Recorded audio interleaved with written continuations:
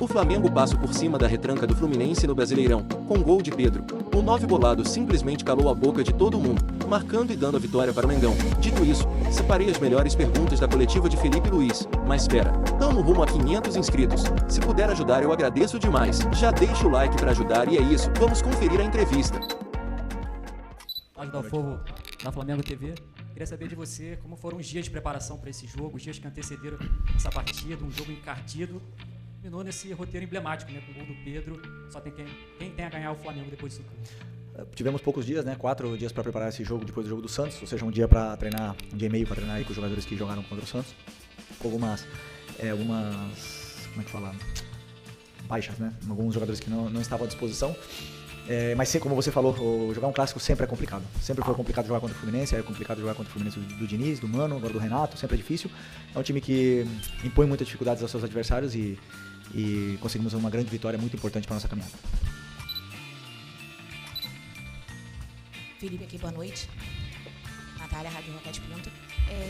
Seguindo mais ou menos pelo mesmo caminho que o colega acabou de te perguntar, eu queria saber de você o seguinte: a gente viu agora no final o Pedro e o Juninho atuando juntos. Eu até achei bem interessante a movimentação que eles fizeram ali na frente. O Vina também teve a oportunidade de finalizar ali o jogo, né, na tua opção de substituição. Então eu queria saber como é que você enxerga, né, vindo com essa questão dos reforços que ainda não chegaram, das lesões, né, que eventualmente o time tem.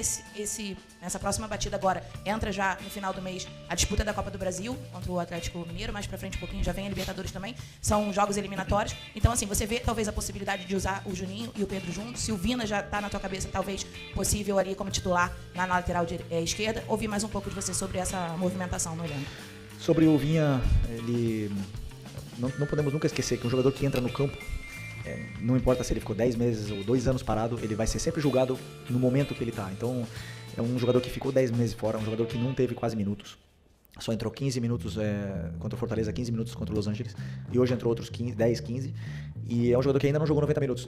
Não jogou nem 45. Então eu tô tentando, no outro dia eu tentei fazer com que ele jogasse para poder somar esses minutos que o treino nunca vai dar. O treino vai condicionar, mas só o jogo vai poder dar esse plus que falta para ele aguentar esses 90 minutos. E eu, como treinador, eu tenho que ter o cuidado necessário e também entender que uma vez que ele entre no campo, ninguém vai lembrar do Vinha, que o Vinha ficou 10 meses, que ele se esforçou, que ele lutou. Todo mundo vai cobrar o rendimento imaginando o Vinha antes da lesão. Então é meu trabalho também protegê-lo dessa forma e conforme ele for evoluindo e melhorando fisicamente, o resto ele já tem, né? Ele vai com certeza ir somando minutos que precisamos nesse momento.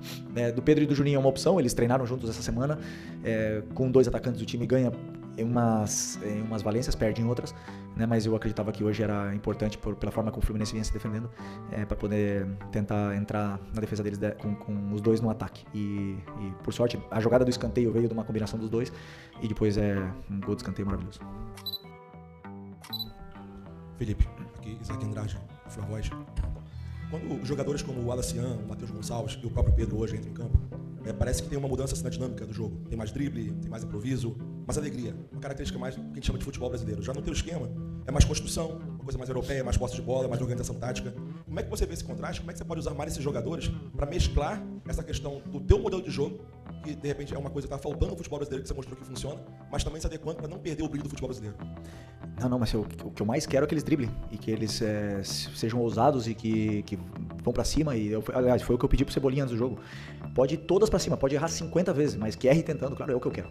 A fase de construção e a fase de estabilidade da equipe, ela passa por uma série de jogadores, onde os jogadores de ataque não participam. A hora que a bola chega no pé deles, que eles têm que resolver. E aí tem uns que às vezes estão melhor, outros que não estão tão inspirados no dia, mas eu não só olho pra essa ousadia. Eu tenho que olhar como o jogador tá com a bola, quantas jogadas ele cria, como ele defende, como ele recompõe, como ele pressiona. Eu tenho que olhar todos os aspectos do jogo e depois eu decido pela forma onde eu sinto, onde eu decido pelo que a equipe precisa. A equipe como um todo. Então, alguns jogadores, para alguns jogos eu prefiro colocá-los e outros por opção de segundo tempo, né? Então, esses jogadores que têm tudo isso, com certeza, é o que eu peço para eles todos os dias, que eles sejam ousados. Aliás, meus zagueiros saem driblando muitas vezes, eu peço para eles isso. Então, eu sou o que menos quero que o jogo só lateralize. Eu gosto que sejam ousados. Felipe, boa noite. Igor Siqueira do UOL. Vou usar alguns termos da coletiva do jogo contra o São Paulo, posterior, né? Pra te perguntar como é que foi o GPS do Pedro esta semana. Ele tá te dando bom dia, te deu um abraço? Como é que tá a relação de vocês? Como é que foi esse processo de decisão para que ele pudesse voltar à relação e fosse utilizado hoje? Eu não sei também se você vai... ele fez uma cobrança agora na saída de campo, né? Que o membro da diretoria pudesse também fazer uma menção aí por conta da mensagem e tal. Você vai tentar trabalhar como intermediário nessa relação também, com esse membro da diretoria? Bom, sobre o assunto do Pedro, eu já falei na outra coletiva, já falei, vou falar hoje de novo, é um assunto completamente encerrado, não tem nenhuma polêmica, não tem absolutamente nada. Eu sou o homem mais feliz do mundo quando um jogador como ele entra e faz o gol. O futebol é maravilhoso, o futebol te dá essas possibilidades, permite isso, e eu tenho um lema que vivo e penso isso diariamente, que não existe ninguém mais importante que a equipe, nem o Pedro e nem o treinador, e nem nenhum outro jogador que está e nenhum outro jogador que passou é mais importante que o Flamengo. Então, com isso... a equipe precisou do Pedro, e hoje gostei não só do gol, né? Gostei da forma que ele se comportou defensivamente, da forma como ele correu, como ele jogou com os companheiros, esse brilho que ele tem, ele recuperou e a gente, como eu falei na outra vez, nós precisamos muito dele e estou muito feliz mesmo. Felipe, tudo bem? Boa noite. No meio Gabriel Alfa, canal Paparazzo Rubro-Negro. Felipe, o Flamengo agora tem no meio de semana um confronto com a equipe do Red Bull Bragantino, fora de casa. E desde que o Bragantino voltou para a Série A, o Flamengo nunca venceu lá jogando em Bragança Paulista, né? Você estava no elenco, você sabe disso. Queria que você falasse um pouco da importância desse confronto, mais que é um adversário que também está no topo da tabela, e como motivar os jogadores para quebrar esse tabu aí que é a dificuldade de ganhar lá em Bragança Paulista. Obrigado. Sempre é difícil jogar fora de casa no Campeonato Brasileiro, por tudo que existe, as dificuldades que existem nesse campeonato tão competitivo. É o que ainda não estudei, mas eu conheço bem o Bragantino, porque eu conheço muito bem o treinador, estudei muito o Seabra, e a forma como ele joga, já no Cruzeiro, como ele jogava, e a forma como ele está jogando agora, é referência para todos os treinadores, e sem nenhuma dúvida vai ser um confronto muito difícil, até mesmo porque sei que pouparam os jogadores hoje para o jogo da quarta-feira, então vai ser um jogo complicado, mas temos que ir para ganhar, porque essa caminhada é longa e precisamos dos pontos. Aqui, boa noite, Felipe, tudo bem? Isabelle Costa, Canal Gold. Bom, você perdeu o Gerson, que foi para outro time, Eric Pulgar também, por conta da fratura, o Dela Cruz novamente, né, lesionado, assim, não sei ao certo qual foi a lesão, mas está sendo desfalque também do Flamengo, além de outras posições que você pode acabar perdendo. Hoje a gente viu o Danilo saindo, parece que sentiu, até queria te perguntar se realmente foi isso. E a janela já abriu, eu sei que isso é um tema para departamento de futebol, mas como a gente não tem tido, né, uma resposta ou um momento para poder falar com o departamento de futebol, cabe a você, infelizmente, ser essa pessoa para a gente poder perguntar. E eu queria saber, assim, o que o departamento de futebol tem passado para o Felipe Luiz em relação a reforços, porque, de qualquer forma, tem ainda metade de uma temporada e você perdendo jogadores por contratações, pode ser também que o Wesley saia, enfim. Queria saber como é que está sendo essa atuação do departamento de futebol, o que eles têm passado para você, que é o treinador. Obrigada. Como você bem falou na tua pergunta, as contratações e todos esses assuntos é um assunto da diretoria, né? Eu, como homem de clube, meu trabalho é fazer e tirar o melhor rendimento dos jogadores que estão na minha mão. É verdade que conversamos muito, já traçamos o perfil dos jogadores que procuramos, as características dos jogadores, as posições dos jogadores e com certeza irão chegar reforços, né? Eu, claro, como treinador eu quero ontem, né? Mas sabemos que as negociações às vezes não são fáceis, mas como eu falei, é um assunto completamente, exclusivamente da diretoria. Eu, enquanto isso, vou continuar trabalhando e esses jogadores que eu tenho são muito bons e hoje demonstraram. Felipe, Letícia Marques do UOL. Eu vi sua resposta agora ao colega, então vou pedir licença para não falar do Pedro e falar da diretoria. Queria saber a sua opinião. Você acha importante o membro do departamento de futebol que vazou, que gostaria de vender o Pedro, se posicionar, se desculpar para ele, como o próprio Pedro pediu agora na entrevista de campo? Eu não quero polêmica, infelizmente quero falar do jogo, já foi, pra mim já foi, não tenho nenhum problema, nenhum problema com o Pedro, já falei pra vocês. O Pedro recuperou o brilho, fez gol, é importante, falem do gol que ele fez, eu acredito que nem eu, nem ele, nem ninguém queira falar mais desse assunto, até mesmo porque hoje vencemos o jogo, um clássico contra o Fluminense, e tudo que for falado vai tirar o brilho do que aconteceu dentro do campo, e como eu falei, o futebol é maravilhoso, acontecer isso que aconteceu hoje com ele, da forma que foi, emociona muito. Felipe, Raíssa Simplício da Gol Brasil e da revista Placar. Felipe, a gente está falando bastante sobre reforços, etc., mas tem alguns jogadores no elenco que, pelo menos na minha opinião, não estão entregando o que se espera deles, até pela expectativa, pelo que já jogaram, como o Everton Cebolinha, né? E já vem um período que o Everton dentro do Flamengo tem um momento bom, mas depois passa por momentos ruins, bem abaixo. E eu queria saber de você como é que tem sido o trabalho com ele para tentar recuperar, né, aquele Everton Cebolinha, que todo mundo se encantou, e por que da opção por ele hoje como titular, o que você pensou? E se você me permitir só estender ao Dela Cruz, que não veio para o jogo hoje, queria que você explicasse um pouco dessa ausência dele e Tem essa situação física do De La Cruz, o Gerson saiu. Precisa de alguém mais, pelo menos mais um reforço ali pro meio campo? Bom, eu vou começar pelo De La Cruz, né, que você falou. Nós temos 5 volantes. 5 volantes, primeiros volantes, né? E aí depois, realmente agora com o Gerson poderia fazer também essa função, aliás. Muitos de vocês até acham que ele era mais volante que meia, né? E jogou muito tempo nessa posição. Eu acho que com 5 volantes e jogando 2, a hora que tiver todo mundo disponível, vai ser difícil gerir esses 5. Então sempre temos que pensar quando todo mundo estiver bem. Claro que no Brasil é quase fora da realidade a gente ter todos os jogadores disponíveis, né? Mas eu acredito que estamos bem servidos de volantes. Temos que procurar outras posições ou talvez jogadores que possam também atuar nessa função.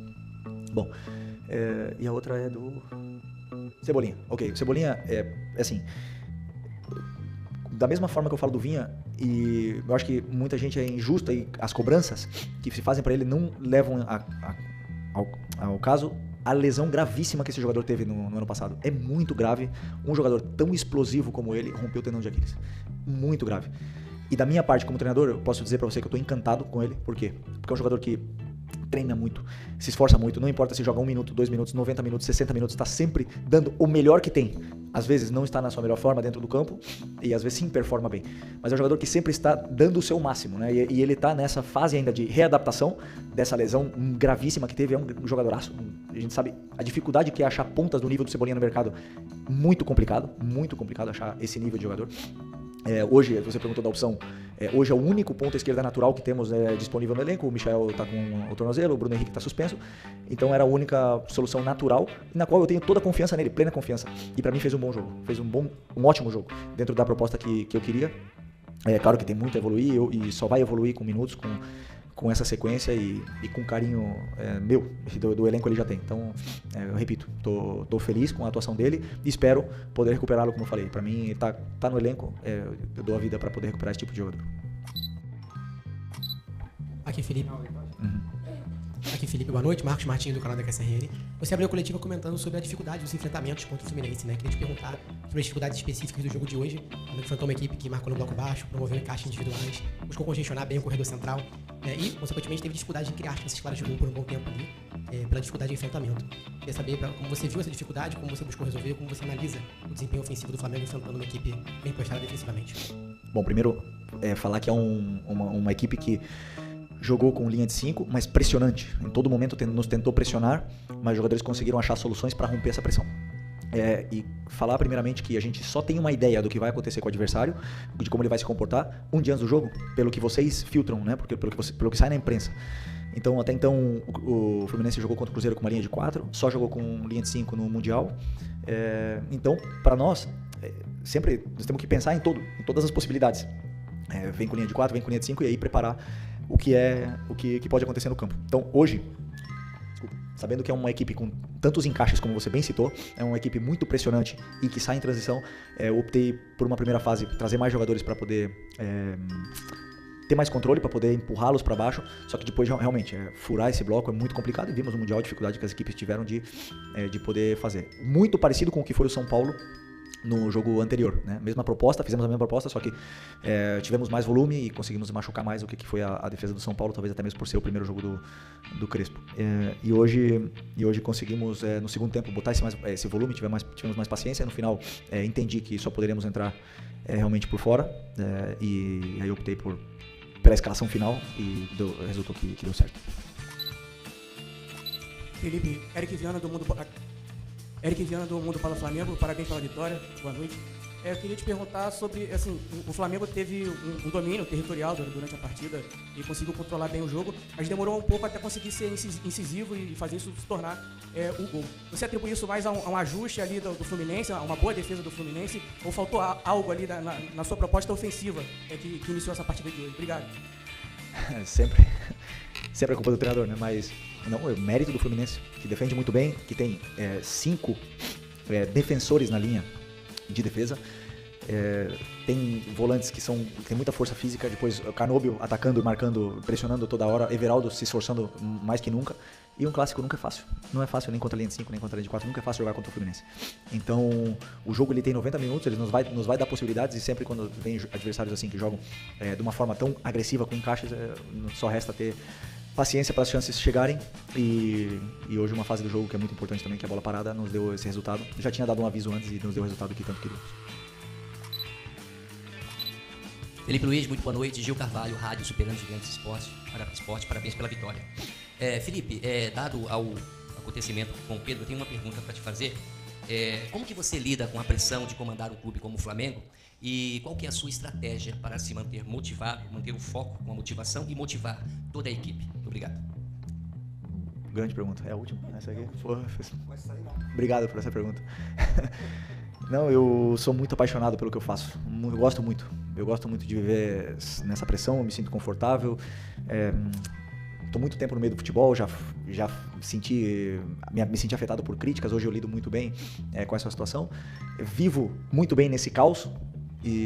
Porque para trabalhar no Flamengo você tem que saber lidar com o caos, tem que saber viver no meio dessa loucura que é esse clube.